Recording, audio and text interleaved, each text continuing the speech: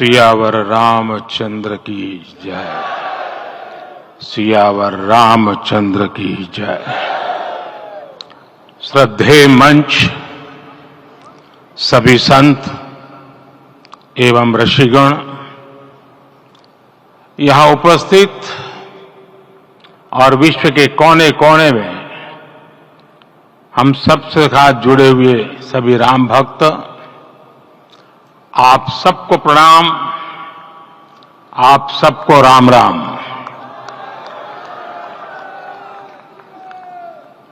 आज हमारे राम आ गए हैं।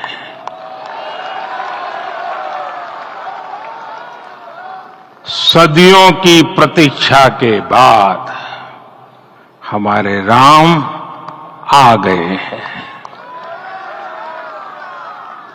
सदियों का अभूतपूर्व धैर्य, अनगिनत बलिदान, त्याग और तपस्या के बाद हमारे प्रभु राम आ गए हैं।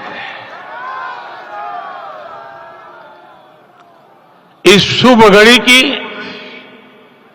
आप सभी को, समस्त देशवासियों को बहुत बहुत बधाई।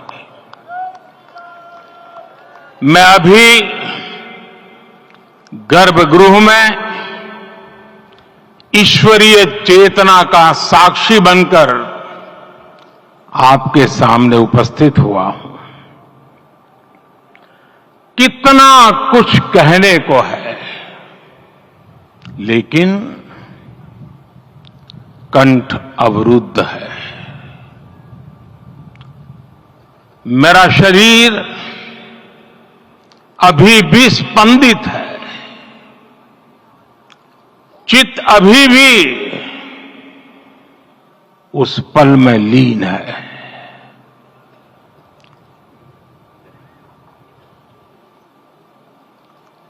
हमारे रामलला अब टेंट में नहीं रहेंगे।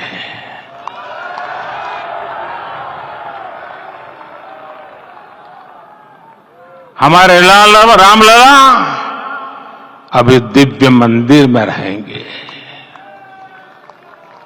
मेरा पक्का विश्वास है, अपार श्रद्धा है कि जो घटित हुआ है, इसकी अनुभूति देश के, विश्व के कोने कोने में राम भक्तों को हो रही होगी। ये क्षण अलौकिक है, ये पल पवित्रतम है। ये माहौल, ये वातावरण, ये ऊर्जा, ये घड़ी प्रभु श्री राम का हम सब पर आशीर्वाद है। 22 जनवरी 2024 का ये सूरज एक अद्भुत आभा लेकर आया है। 22 जनवरी 2024 ये कैलेंडर पर लिखी एक तारीख नहीं, ये एक नए काल चक्र का उद्गम है।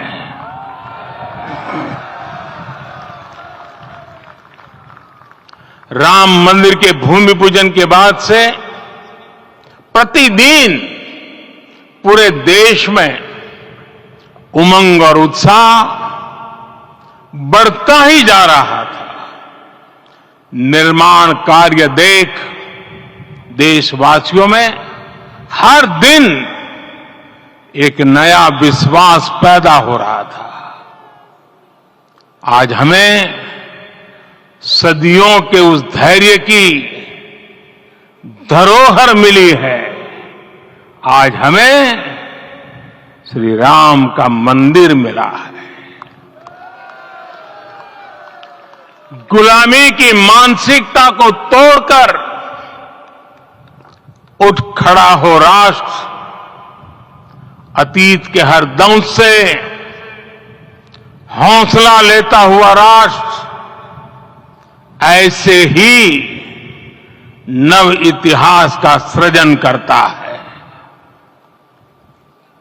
आज से 1000 साल बाद भी लोग आज की इस तारीख की, आज के इस पल की चर्चा करेंगे।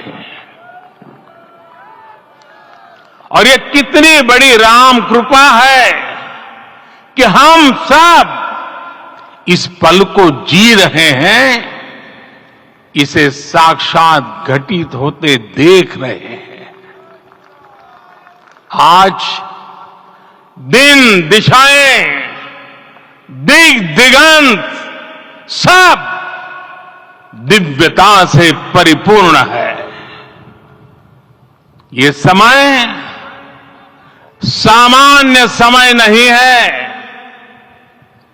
ये काल के चक्र पर सर्वकालिक शाही से अंकित हो रही अमिट स्मृति रेखाएं हैं। साथियों, हम सब जानते हैं कि जहां राम का काम होता है, वहां पवन पुत्र हनुमान अवश्य विराजमान होते हैं।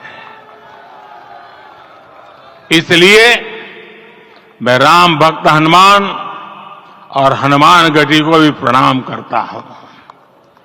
मैं माता जानकी, लक्ष्मण जी, भरत, शत्रुघ्न सबको नमन करता हूं।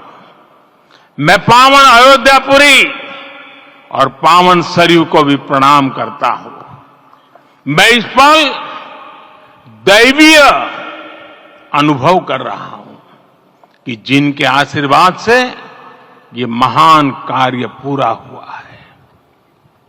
वे दिव्य आत्माएं, वे दैवीय विभूतियां भी इस समय हमारे आसपास उपस्थित है। मैं इनसे भी दिव्य चेतनाओं को भी कृतज्ञता पूर्वक नमन करता हूं। मैं आज प्रभु श्री राम से क्षमा याचना भी करता हूं। हमारे पुरुषार्थ, हमारे त्याग, तपस्या में कुछ तो कमी रह गई होगी कि हम इतनी सदियों तक ये कार्य कर नहीं पाए। आज वो कमी पूरी हुई है।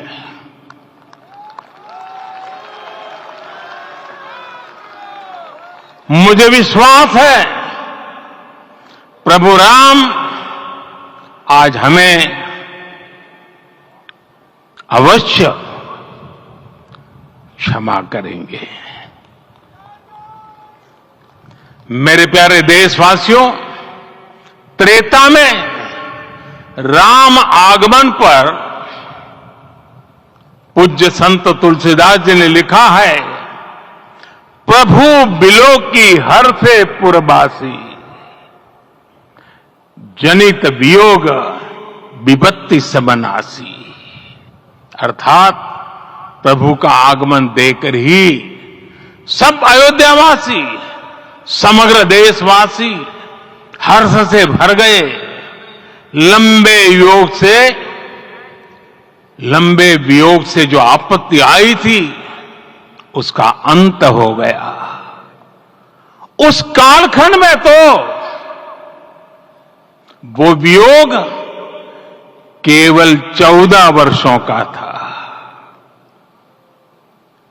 तब भी इतना असह्य था। इस युग में तो अयोध्या और देशवासियों ने सैकड़ों वर्षों का वियोग सहा है। हमारी कई कई पीढ़ियों ने वियोग सहा है। भारत के तो संविधान में उसकी पहली प्रति में भगवान राम विराजमान है। संविधान के अस्तित्व में आने के बाद भी दशकों तक प्रभु श्री राम के अस्तित्व को लेकर कानूनी लड़ाई चली। मैं आभार व्यक्त करूंगा भारत की न्यायपालिका का, जिसने न्याय की लाज रख ली।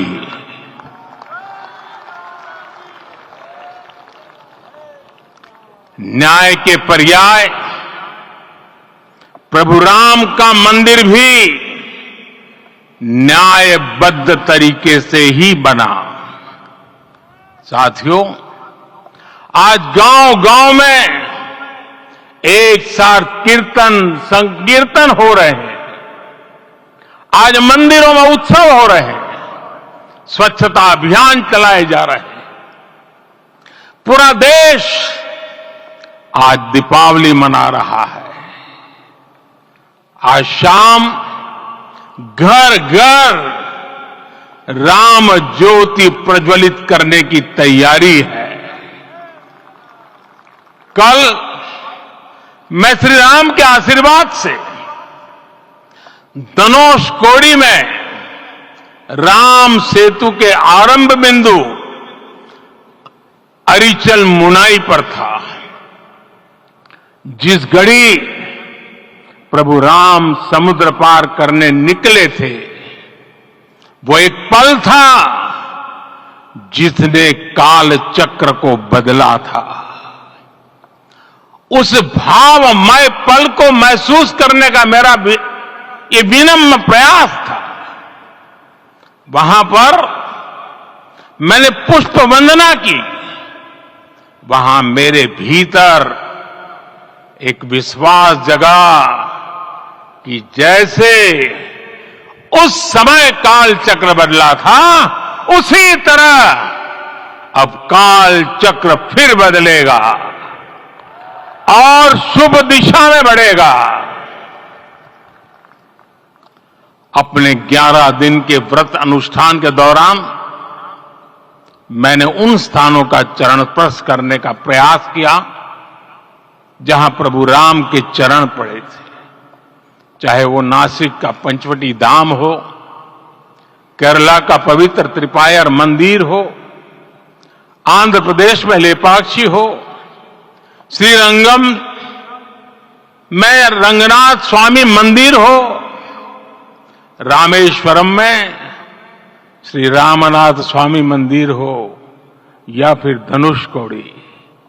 मेरा सौभाग्य है कि इसी पुनीत पवित्र भाव के साथ मुझे सागर से सरयू तक की यात्रा का अवसर मिला।